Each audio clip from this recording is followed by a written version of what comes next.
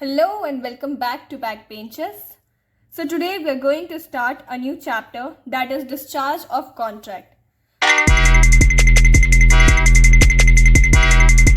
So first type of discharge is discharge by agreement. So first one is novation. Occurs with consent of all parties. So novation, it occurs with the consent of all the parties. The new contract must be one which is capable of being enforced at law. So here new contract is made to replace the old contract. Okay. The next one is alteration. It means change in one or more of the terms of the contract. Alteration is valid if it is done with the consent of all the parties to the contract. So alteration तभी valid होगा जब सारे parties का consent होगा और कोई भी terms और कंडीशंस में एक से ज़्यादा अगर चेंज आया तो वो अल्ट्रेशन होगा। और अल्ट्रेशन में क्या होता है कि पहला कॉन्ट्रैक्ट वैलिड नहीं होता, दूसरा कॉन्ट्रैक्ट बन जाता है। Next is rescission which means cancellation of contract. So दोनों पार्टीज के म्यूचुअल कंसेंट से कोई भी कॉन्ट्रैक्ट जब कैंसिल होता है that is called recession. The next one is remission. It means acceptance of lesser amount or degree of performance than what was actually due under contract. So कोई भी contract के अंदर कोई भी contract अगर half perform किया गया है और बाकी performance अगर left है उसे complete करने को remission कहते हैं। Waiver. It means the abandon of right which a person is entitled to. Suppose person को कोई right मिला है और वो उसे वेव ऑफ कर रहा है, मतलब उसे लेफ्ट ओवर कर रहा है, जाने दे रहा है, that is called waiver. The next type of discharge is by performance.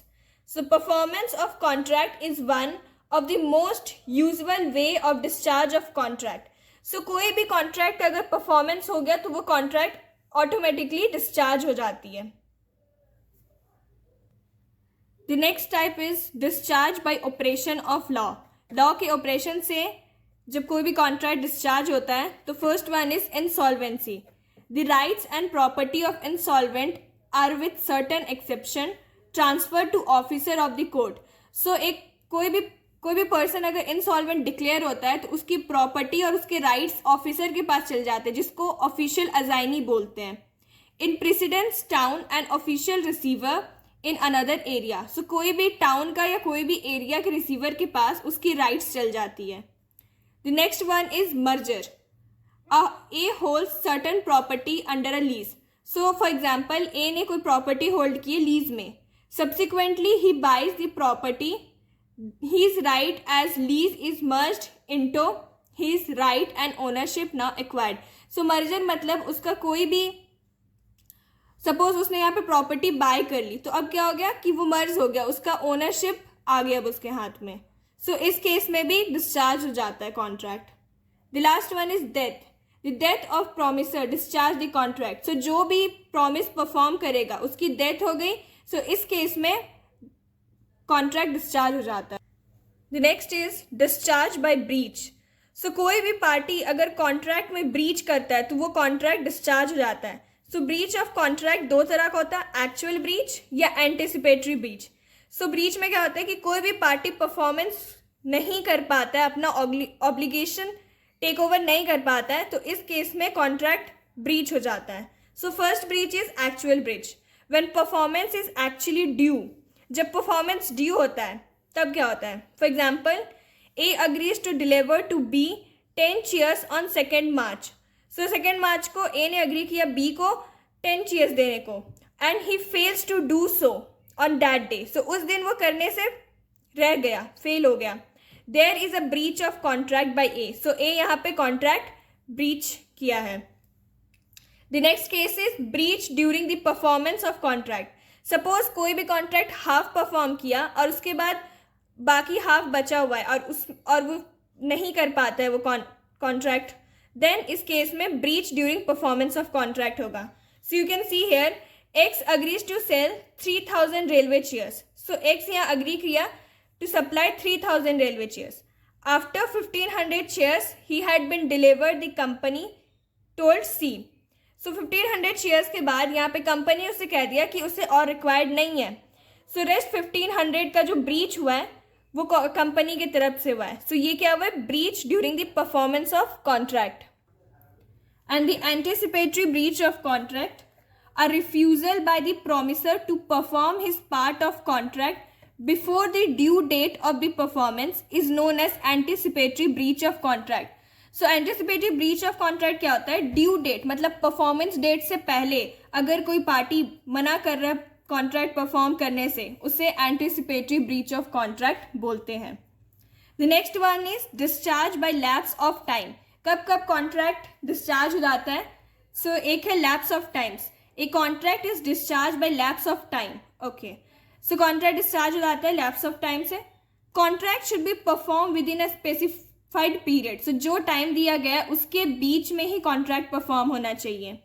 अगर वो विद इन 3 years के अंदर क्रेडिटर्स सूट फाइल करने नहीं करता, अमाउंट उसका रिकवर नहीं हो पाएगा, डेटर डिस्चार्ज हो जाएगा. The last one is discharge by impossibility of performance. Initial impossibility.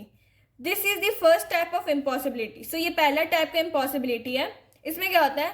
Impossible at the time of agreement. Agreement के टाइम से ही ये इम्पॉसिबल होता है परफॉर्म करने के लिए. Suppose you agree to do a magic treasure hunt and bring the dead person alive.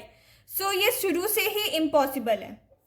Weather parties are known और unknown to the fact of impossibility. Parties को पता है या नहीं पता है कि ये अग्रीमेंट इम्पॉसिबल है परफॉर्म करने का.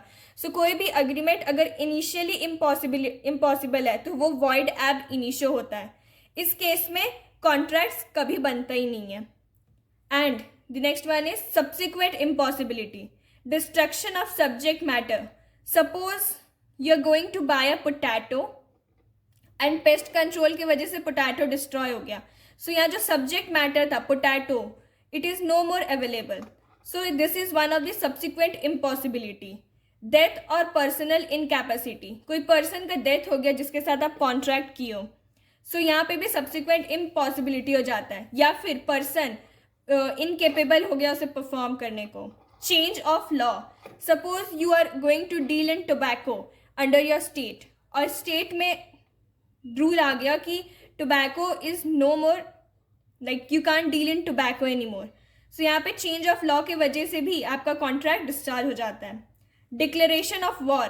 कोई भी कंट्री के साथ आप वॉर में, you can't perform a contract और you can't have a contract with so and so country. Non-existence or non-occurring of a particular state of things. For example, you agree to marry B and before you're getting married, the B becomes mad. So in this case, state of thing, जो particular state of thing है वो अब existence में नहीं है, ये non-occurring हो चुका है. So with this, we end the chapter here. Do like, share, subscribe the channel and you will get the notes on my Telegram channel. Thank you.